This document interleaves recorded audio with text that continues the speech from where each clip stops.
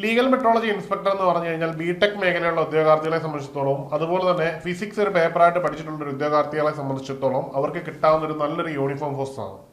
ഈ യൂണിഫോം ഫോഴ്സിനെ പറ്റി പറയുകയാണെങ്കിൽ നമുക്കറിയാം, പോലീസ് പോലെയോ അല്ലെങ്കിൽ മറ്റേതെങ്കിലും ഡിപ്പാർട്ട്മെന്റ് പോലെയോ ഉള്ളൊരു വലിയ ഫിസിക്കൽ എഫിഷ്യൻസി ടെസ്റ്റ് ഇല്ല. മാത്രവുമല്ല അതുപോലെ ഒരു ട്രെയിനിങ് നിങ്ങൾക്ക് ലഭിക്കില്ല. അങ്ങനെയുള്ള കുറേ അഡ്വാൻറ്റേജസും ഇതിനകത്തുണ്ട് എന്നുള്ളത് വളരെ പ്രധാനപ്പെട്ട കാര്യമാണ്.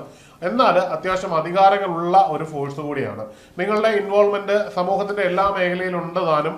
അതുകൊണ്ട് തന്നെ നിങ്ങൾക്ക് ഈ ഒരു പോസ്റ്റിലേക്ക് വന്നു കഴിഞ്ഞാൽ സൊസൈറ്റിക്ക് വളരെ വലിയ കോൺട്രിബ്യൂഷൻസ് ചെയ്യാനുള്ള ഉത്തരവാദിത്തങ്ങൾ ഉണ്ട് താനും. അപ്പോൾ ഇത്തരം പോസ്റ്റുകൾക്ക് വേണ്ടിയുള്ള തയ്യാറെടുപ്പുമായിട്ട് പോകുന്നവർക്ക് ഏറ്റവും പ്രധാനപ്പെട്ട ഒരു റിമൈൻഡർ ആണ്, നിങ്ങൾക്ക് അപേക്ഷിക്കാനുള്ള അവസാന തീയതി എന്ന് പറഞ്ഞാൽ ഈ മാസം 4-ാം തീയതിയാണ്. ഇന്ന് നമ്മൾ ഈ വിഷയം സംസാരിക്കുമ്പോൾ ഡേറ്റ് 2 ആയിരിക്കുന്നു എന്ന് ഓർക്കണം. ഇനി 2 ദിവസങ്ങൾ മാത്രമാണ് നമ്മുടെ മുമ്പിലുള്ളത്.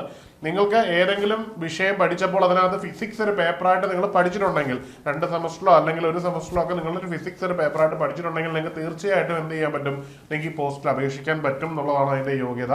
ഇനി നിങ്ങൾ കേരള PSCയുടെ സൈറ്റിൽ കയറുമ്പോൾ ലീഗൽ മെട്രോളജി ഇൻസ്പെക്ടർ അപേക്ഷിക്കാൻ നോക്കുമ്പോൾ നിങ്ങൾ നോട്ട് എലിജിബിൾ എന്ന് കാണിച്ചു കഴിഞ്ഞാൽ നിങ്ങൾ ഉറപ്പായിട്ട് നിങ്ങളുടെ സർട്ടിഫിക്കറ്റ് വെരിഫിക്കേഷനിൽ ഫിസിക്സിന്റെ പേപ്പർ കാണിക്കാൻ നിങ്ങൾക്ക് ഉറപ്പുണ്ടെങ്കിൽ തീർച്ചയായിട്ടും ഈക്വലൻസി ഓർ ഹയർ വെച്ചിട്ട് നിങ്ങൾ എന്ത് ചെയ്യുക, അപ്ലൈ ചെയ്യുക.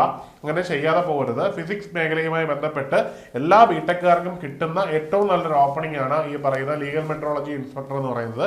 അപ്പോൾ ഈ ഒരു പോസ്റ്റിന് നിങ്ങൾ തയ്യാറെടുപ്പുകളുമായിട്ട് മുമ്പോട്ട് പോകണം. ഇനി ഇതിനെപ്പറ്റി പറയുകയാണെങ്കിൽ ഇതിന്റെ സാലറി സ്കെയിൽ 43,400 തുടങ്ങി 91,200 അവസാനിക്കുന്ന ഒരു പാക്കേജാണ്.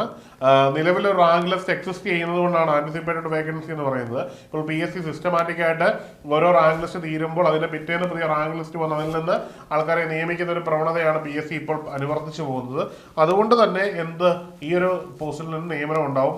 അതായത് നിലവിലുള്ള റാങ്ക് ലിസ്റ്റിൽ നിയമനം നടക്കുന്നതുകൊണ്ട് തന്നെ പുതിയ റാങ്ക് ലിസ്റ്റിൽ നിന്നുകൂടി നിയമനം ഉണ്ടാവും. 3 വർഷത്തേക്കുള്ള റാങ്ക് ലിസ്റ്റ് വരികയാണ്. അപ്പോൾ ഉറപ്പായിട്ടും നിങ്ങൾ പഠിച്ച് ഈ റാങ്ക് ലിസ്റ്റിൽ ഉൾപ്പെട്ടാൽ നിങ്ങൾക്ക് ജോലി കിട്ടും.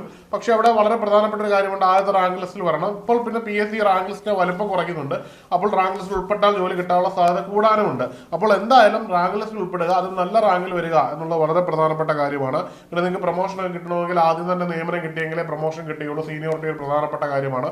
ഉയർന്ന റാങ്ക് ഉള്ളവർക്ക് ആദ്യത്തെ പ്രൊമോഷൻ കിട്ടും. അതാണല്ലോ പൊതുവെയുള്ള ഒരു പ്രവണത. ഇനി അപേക്ഷിക്കാനുള്ള പ്രായപരിധി എന്ന് പറഞ്ഞാൽ 18 വയസ്സ് മുതൽ 36 വയസ്സ് വരെയാണ്. SC ST OBC വിഭാഗങ്ങൾക്ക് 5-3 വീതം ഇളവ് ലഭിക്കും. OBCക്ക് 3 വർഷവും SC STക്ക് 5 വർഷവുമാണ് ഇളവ് ലഭിക്കുന്നത്. OBC ക്രിമീലിയർ പരിധിക്ക് പുറത്തുള്ളവരായിരിക്കണം, അവർക്ക് മാത്രമേ അത് കിട്ടുകയുള്ളൂ. ക്രിമീലിയർ ഉള്ളവരാണെങ്കിൽ അവരെ ജനറൽ ആയിട്ടായിരിക്കും ട്രീറ്റ് ചെയ്യുന്നത്.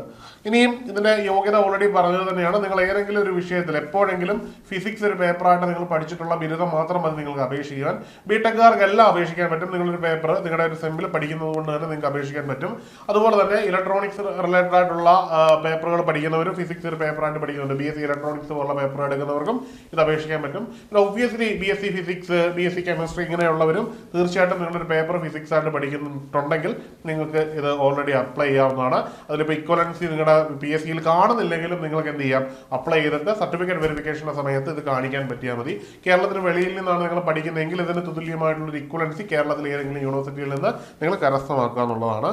അപ്പോൾ നിങ്ങൾ എല്ലാവരും സിസ്റ്റമാറ്റിക് ആയിട്ട് തന്നെ അപ്ലൈ ചെയ്യുകയും പഠിക്കുകയും ചെയ്യുമെന്ന് കരുതുന്നു. ഇനി എക്സാമിനേഷന്റെ ഒരു സ്ലോട്ട് കൂടി ഓൾറെഡി അവർ വന്നിട്ടുണ്ട്.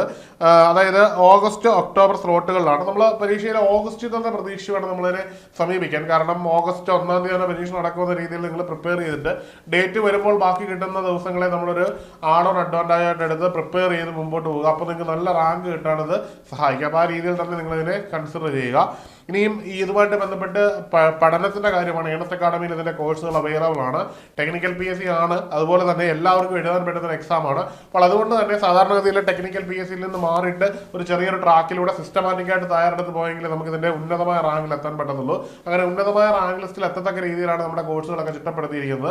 അപ്പോൾ എത്രയും പെട്ടെന്ന് കോഴ്സിന് ജോയിൻ ചെയ്ത് സിസ്റ്റമാറ്റിക് ആയിട്ടുള്ള പ്രിപ്പറേഷനിൽ പങ്കാളിയായി ക്വസ്റ്റ്യൻ പേപ്പറുകളൊക്കെ വർക്കൗട്ട് ചെയ്ത് റാങ്ക് ലിസ്റ്റിന്റെ ആദ്യത്തെ നിരയിൽ തന്നെ എത്താനുള്ള അവസരമാണ് നിങ്ങളുടെ മുമ്പിലുള്ളത്. അപ്പോൾ എത്രയും പെട്ടെന്ന് കോഴ്സിന് ജോയിൻ ചെയ്ത് നിങ്ങൾ തുടങ്ങുക. അപ്പോൾ കോഴ്സിൽ ജോയിൻ ചെയ്യുന്നതും കോഴ്സിന്റെ വിശദ വിവരങ്ങൾ അറിയുന്നതിനും താഴെ നൽകിയിരിക്കുന്ന ഗൂഗിൾ ഫോം ഫില്ല് ചെയ്യാവുന്നതാണ്, അല്ലെങ്കിൽ ഈ നമ്പറിൽ ബന്ധപ്പെടാവുന്നതാണ്. അപ്പം മറക്കണ്ട, മറ്റൊരു വീഡിയോയിൽ കാണാം. Good bye.